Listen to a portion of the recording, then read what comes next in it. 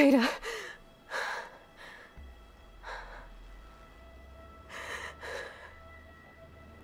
Varl.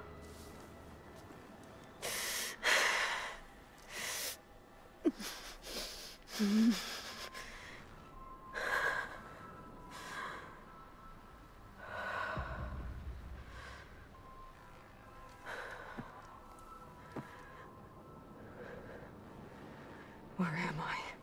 Ah, you're awake. You took quite a hit when Gerard attacked you. I imagine you must still be in a great deal of pain. I can assure you that we are safe. The others can't detect us here. You mean the other Zeniths? You must be Tilda. I wasn't sure if Beta would have told you about me. Where is she? Alive. And while she isn't where she wants to be, not in urgent danger. We must discuss how to get her back, of course, after you've shaken off the cobwebs. When you're ready, take the stairs down the hall and come see me. In the meantime, I'll make breakfast. Breakfast. Okay.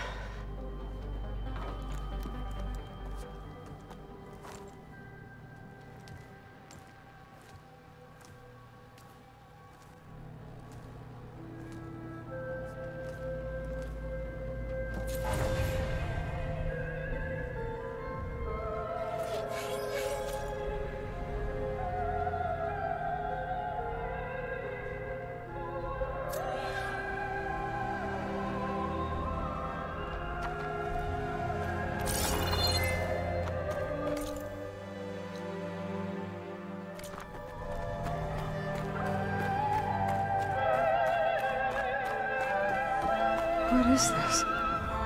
Just a few favorites from my collection. Rescued and stored here just before I went off-world. Take a look, if you like. I'm curious to hear your impressions. My friend is dead. Beta and Gaia are gone, and you want me to look at old paintings? Don't be so quick to dismiss the comfort we can find in art, or the insight we might gain. Rembrandt's The Night Watch, by far the most famous painting my homeland ever produced. It was commissioned to honor a militia made up of influential citizens. I guess you must have been an influential citizen. In my day. But not as influential as you've been in this new world. Stunning, isn't it? Paintings done so soon? I've got more important things to worry about. We both do. There is much we are trying to save. Not the least of which is in that vault. There's nothing wrong with savoring such treasures for a moment more. Or come upstairs and we'll get down to business. Your choice.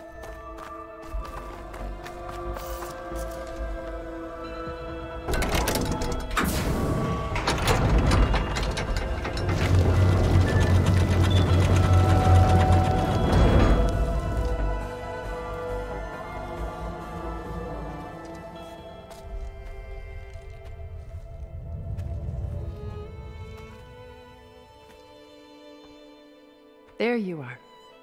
Feeling better? How did you find us? At the cauldron? And what did you do to everyone right before I passed out? All business, I see. Well, suffice it to say we were keeping a very close eye on Hephaestus, knowing we would need it at some point. Your ruse didn't fool us, and as for my little trick, it was an overload of the senses, accompanied by an energy discharge. Gerard and Eric were only momentarily disoriented due to their shields, but it rendered you unconscious while I got you out. Perhaps some breakfast might steady you a bit?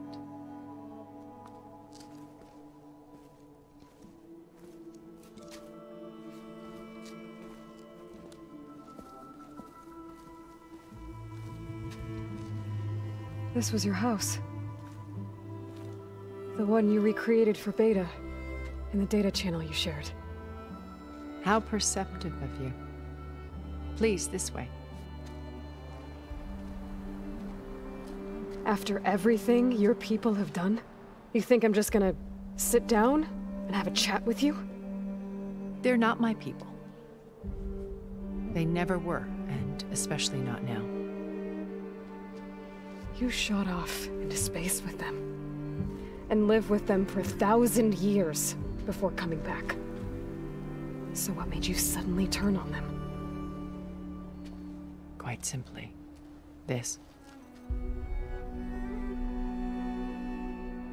My old focus. You repaired it? But that means you've seen Incredible things. What you've accomplished in 2 decades of life.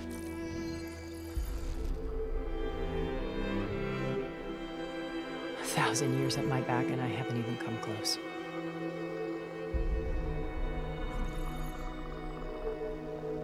I'm sorry if I invaded your privacy, but I had to. In order to understand. To be enlightened. You truly are Elizabeth's blood. With her drive, her sense of mission, her integrity. Watching all this shamed me for the company that I've kept. Having seen it, all I want is to help you. even if it means stopping your friends? Especially so. Please, sit down.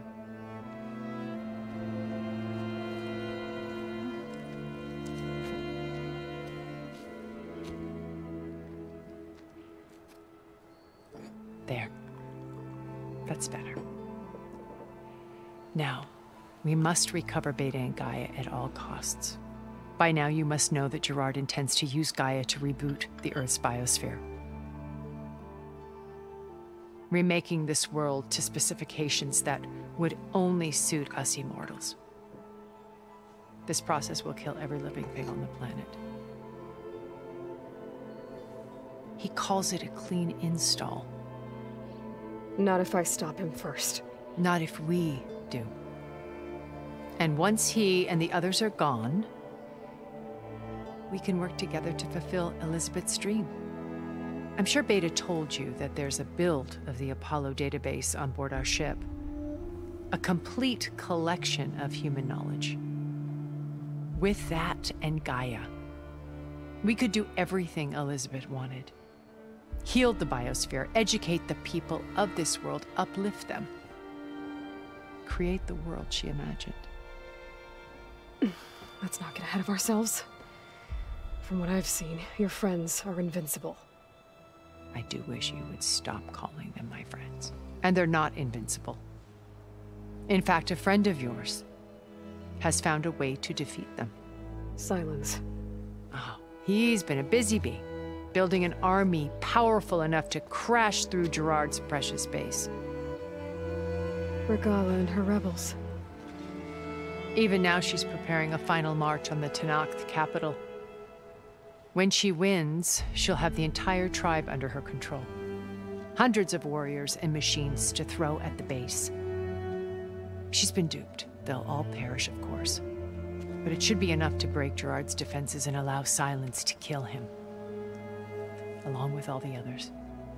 Using the new weapon he's developed. Yes, he's found a way to circumvent our shields. Truly an exceptional man. He's planned for everything. Except you and me.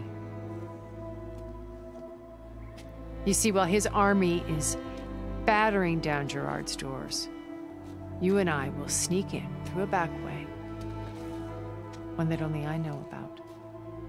While Silence and my friends are busy battling each other, we'll take back Beta and Gaia. I told you I want to help you. I mean it.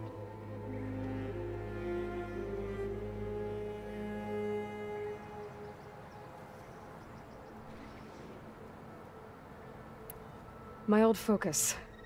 How did you find it, let alone repair it?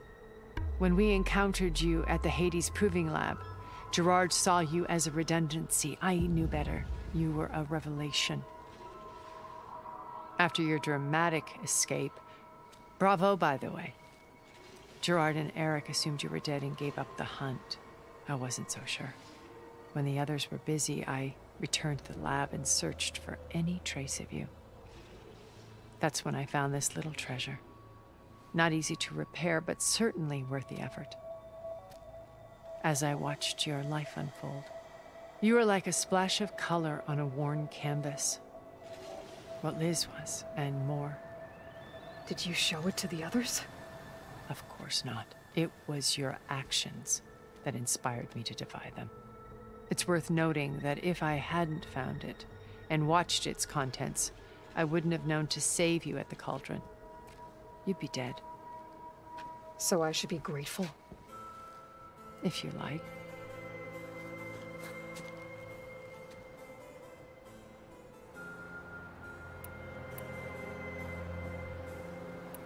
Beta told me your colony was destroyed. That you came back to Earth because you had nowhere else to go. It's true. After we reached our destination, a planet in the Sirius star system, we spent decades building a new home. The physical constraints of Earth, the boundaries of mortality, gone. To think of what we could have done with it. It might have been a utopia. Instead, we stagnated, absorbed in effortless comforts and virtual realities. It took a cataclysm to finally yank us out of our stupor. What happened? A massive geological event. We knew of instabilities in the planet core, but we underestimated them. By the time the collapse was upon us, it was too late to stop it. Only a few of us made it to the ship in time. We set course for Earth, the only safe harbor left to us. Which you decided to make unsafe for anyone else. Not me. Gerard. He believes it's better to wipe the canvas clean than work around the smudges. No more primitive tribes, no more combat machines, only a blank slate to do with as he pleases. But we will stop him. All we have to do is get into that base.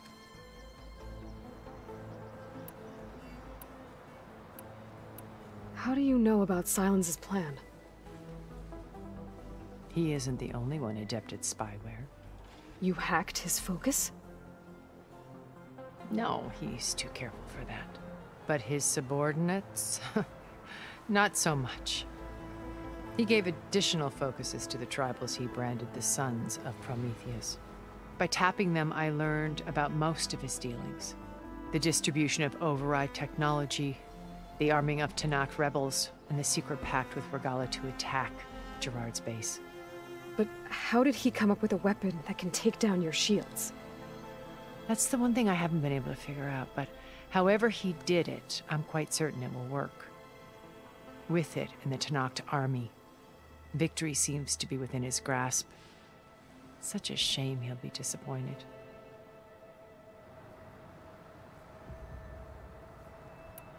So you know all about me. What about you? What would you like to know?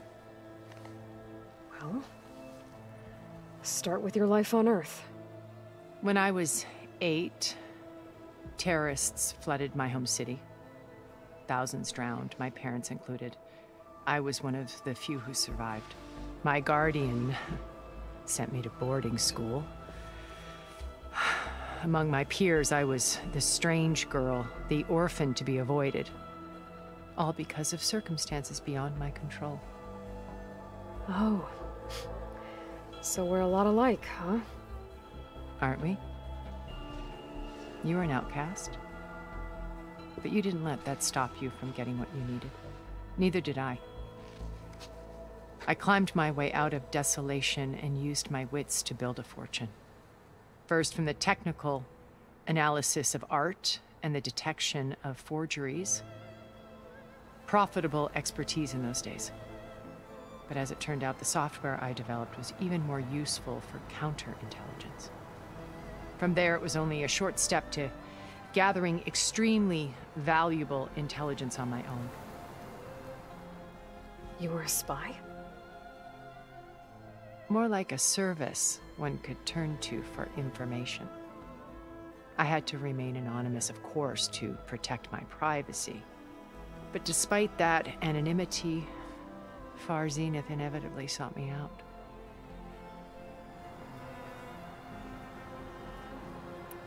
What happened when Far Zenith approached you? They painted an irresistible vision of humanity's future. One where we need not fear illness or death, where we explored the furthest reaches of the stars and thrived. It was only later that I realized that they only intended to bequeath this future to the rich and powerful. By the time I finally figured it out, the walls were closing in, Pharaoh's machines were devouring the Earth. So I accepted Far Zenith's invitation to a berth on the Odyssey. I wanted Liz to come, but she had nobler plans, as you well know.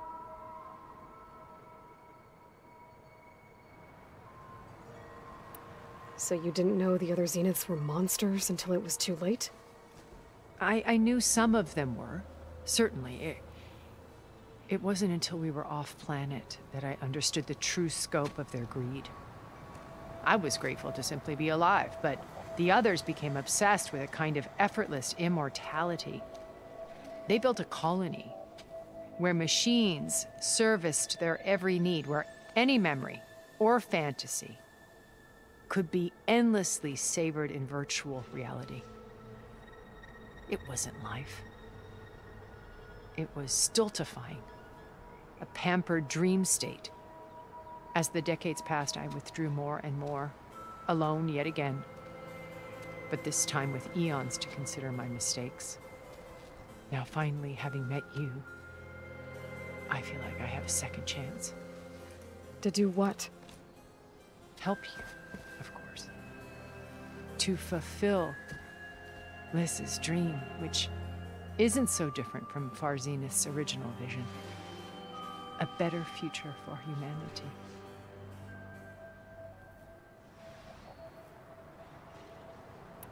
You said Beta is not in urgent danger, so what are the Zeniths doing to her? Putting her to work. Merging Hephaestus with Gaia. A difficult, time-consuming task, as I'm sure you know. They will compel her if need be, but her life is not in danger. She's the only one who can do it. Because you people made her to be nothing but a tool. Gerard's idea, not mine. They always viewed me with suspicion when I attempted any form of kindness towards her. That's why I created the data channel. A virtual place where we could speak in peace. So this channel you shared with Beta, none of the other Zeniths ever found out about it? Gerard believes he's the most cunning of all of us. Even after 1,000 years, he still can't imagine that I would outwit him. The channel allowed me to interact with Beta away from their mistrustful eyes. It offered us a chance to be ourselves. Until you cut off all contact. Yes, though it pained me.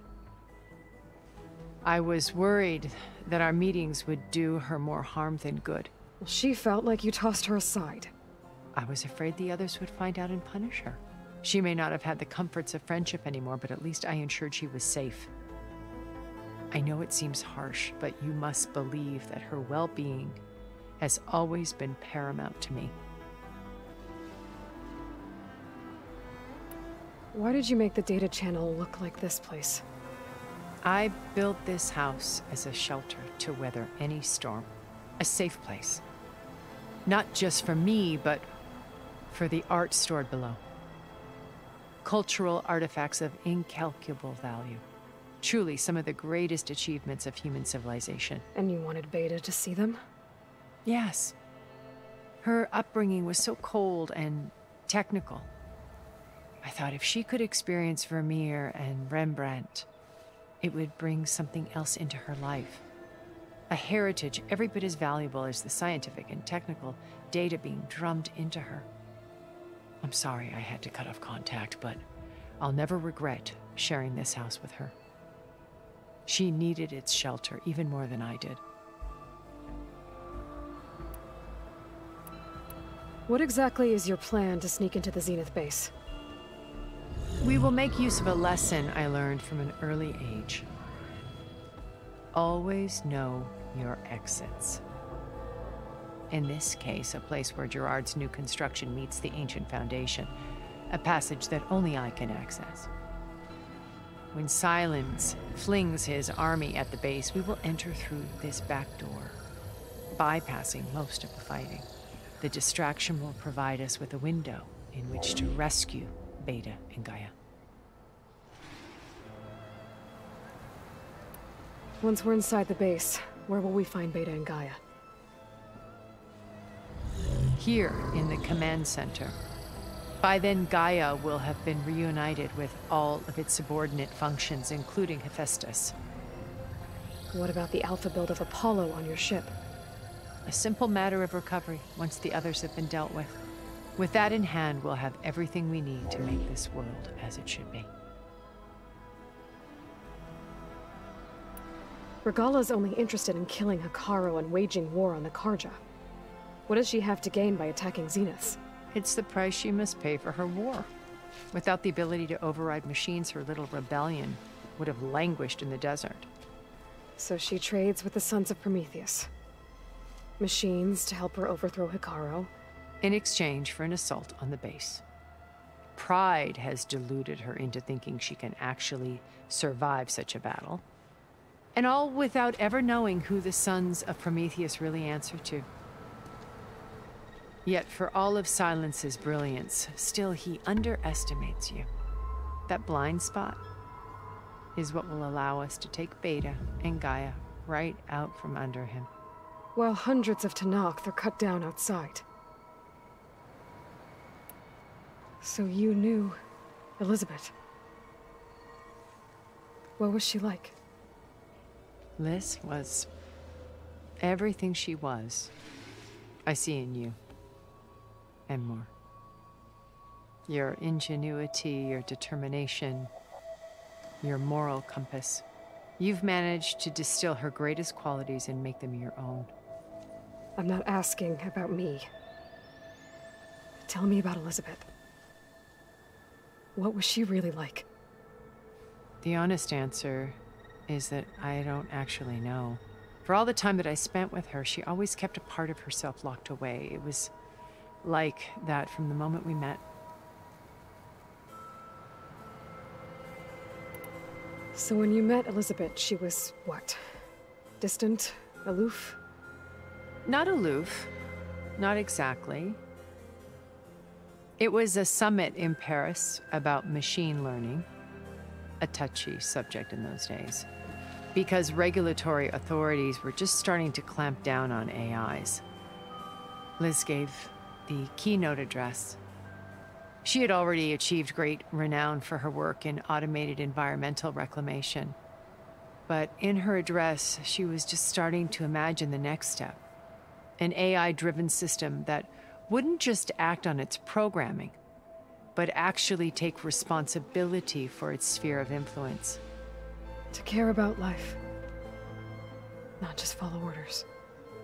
Revolutionary stuff. I was fascinated. And I wanted to meet her for a long time. I watched her after her talk. She had spoken with such moral authority, such empathy. But after that, she retreated. I could tell she felt uncomfortable with all of her admirers.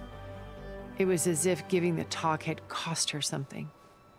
I didn't want to be a pest, so I planned my approach carefully.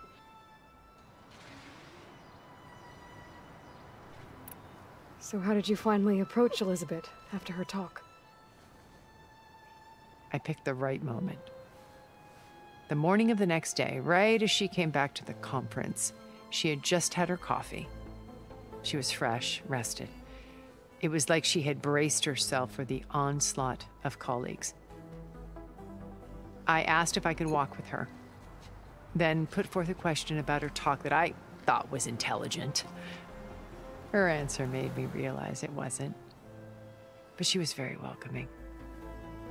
Almost as if we were previously acquainted. It was only halfway through the conversation that I realized she knew exactly who I was. It was quite a shock to me. My business was trafficking in secrets, and I took great pains to protect my anonymity. So that was Liz, perpetually one step ahead. I came to view our meeting as a metaphor for our friendship. She always seemed to know me far better than I knew her. I guess I know the feeling.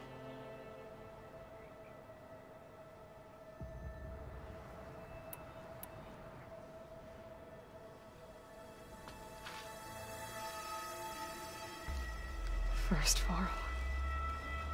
Now Hikaru and the Tenakth. Your plan would wipe out an entire tribe. There has to be another way. We are in an admittedly desperate situation, but I assure you there isn't. Remember Zero Dawn. Elizabeth's sacrifice. Sometimes many have to die for a new world to grow. If it looks impossible, look deeper. Wait. The data channel. It still exists, doesn't it? I need you to open it. Let me talk to Beta. Impossible. We might be detected. It's worth the risk. There is another way, one where the Tenakth survive. But we won't. If the others... If you want to help, open it.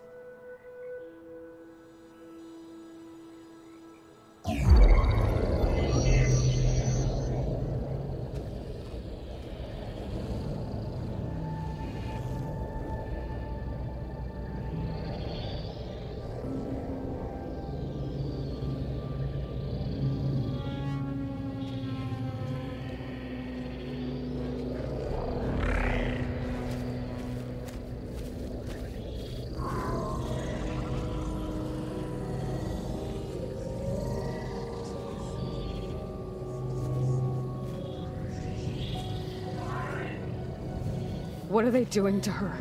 Virtual reality dissociation. The manual merge of Hephaestus will take hours upon hours of tedious micromanagement. If she resists the work, they run simulations to induce feelings of isolation and despair. Beta, can you hear me? You're alive. They're watching me. I can't hold up this extra protection for long. You should have killed me. No. No, look at me. I'm coming for you. I promise. Okay? I just need you to hold out a little while longer and work on the merge.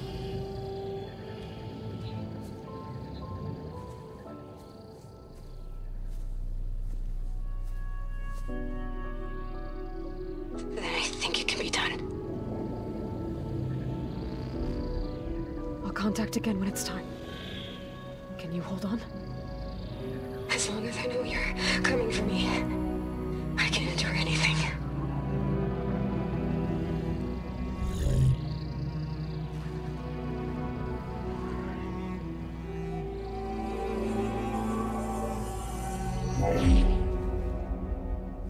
All right. I did as you asked. Now I think you need to tell me what you're planning. I'm going to take Sylens' army away. I don't need it. Only the weapon he made to penetrate your shields. And how do you propose to get it? Ask him nicely? Without Regala and her rebels, he won't have a choice. We'll be his only option. Only option for what? What did you tell her? That is between me and my sister.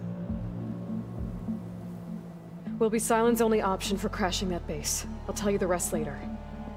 But first, there are a couple of things I have to do. Oh. And what are those? Lay my friend to rest. And then I'm going to use the override that Beta gave me at Gemini to put an end to Regala's rebellion. From the air.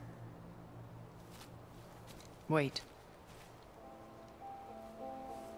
Since you insist on doing things your way, I know of something that will truly help you make a grand entrance with the Tenakth. The ancient Horus Titans still possess electromagnetic energy cells as part of their arsenal. Drop one of those on Regala's army and they'll receive quite a surprise.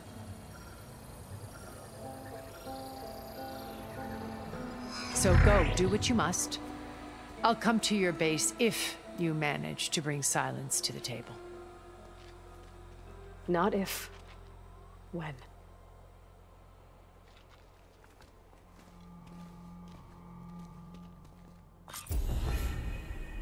Erend, are you there? Aloy! Aloy, is that really you? Yeah, it's me. Where's everyone else? We're all...